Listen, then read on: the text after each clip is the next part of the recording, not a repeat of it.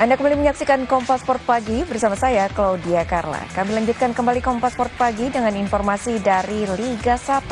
Madura United berhasil beranjak dari alas klasemen. Jumpa penghuni peringkat 2 yaitu Dewa United. Laskar sampai kerap mengamuk hancurkan sang tamu 3-1. Agak sedikit dorong ke depan ya. Menjamu Dewa United di Stadion Gelora Bangkalan, Madura United yang berambisi keluar dari alas klasemen langsung tampil menekan sejak awal laga.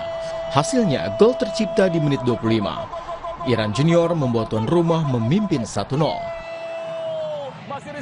Terus menekan, serbuan tuan rumah kembali berbuah gol di menit 34. Yusef Ezezari menggandakan skor usai memanfaatkan umpan kiriman Nolinya. 2-0, Madura United memimpin hingga turun minum. Memasuki babak kedua, Dewa United mencoba bangkit. Kebangkitan Tangsa Warrior akhirnya berbuah hasil di menit 49. Egy Maulana Fikri menipiskan jarak menjadi 1-2. Dalam keadaan masih tertinggal, Dewa United harus bermain 10 orang usai Ricky Kambuaya di kartu merah wasit. Keunggulan jumlah pemain akhirnya mampu dimanfaatkan dengan baik oleh Madura United. Di masa injuri, Andi Irfan menyempurnakan kemenangan tuan rumah menjadi 3-1. Hasil ini mengangkat Madura United dari alas klasemen. Dengan poin 20, Laskar sampai kerap kini berada di posisi 16 klasemen. Madura United berhasil mengalahkan Dewa United dengan skor 3-1. Pertandingan yang sangat menarik. Setelah selalu gagal menang dalam 6 laga beruntun, Persebaya Surabaya akhirnya pecah telur usai menjungkalkan PSBS Biak. Persebaya Surabaya berupaya bangkit dari keterpurukan kala menjamu PSBS Biak di Gelora Bung Tomo.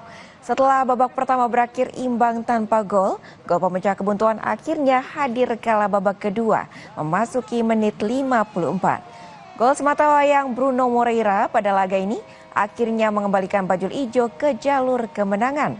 Hasil ini membuat Persebaya Surabaya naik ke peringkat 2 untuk menggeser Dewa United dengan mengumpulkan 41 poin.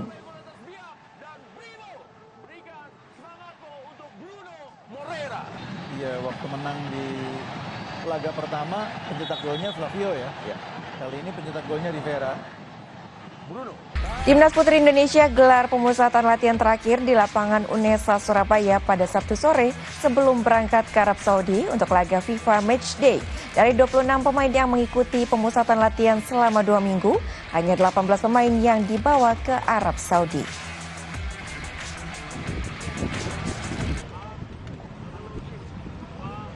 Setelah 2 minggu gelar pemusatan latihan di Surabaya, Timnas Putri Indonesia akan berangkat ke Arab Saudi. Latihan terakhir digelar di lapangan Unesa Surabaya Sabtu sore dan diikuti 26 pemain lokal maupun diaspora. Meski selama pemusatan latihan diikuti 26 pemain, hanya 18 pemain yang akan dibawa ke Arab Saudi. Pelatih Timnas Putri Indonesia Satoru Mochizuki telah memilih komposisi skuad Garuda Pertiwi yang merupakan gabungan pemain muda dan senior, termasuk 2 pemain diaspora, Estela Lopeti dan Sydney Hooper. Pemilihan pemain yang akan melawan Arab Saudi di FIFA Matchday ini berdasarkan performa selama latihan dan kebutuhan taktikal. Dengan dipilihnya sejumlah pemain muda, membuat pemain senior harus rela tersingkir dari skuad.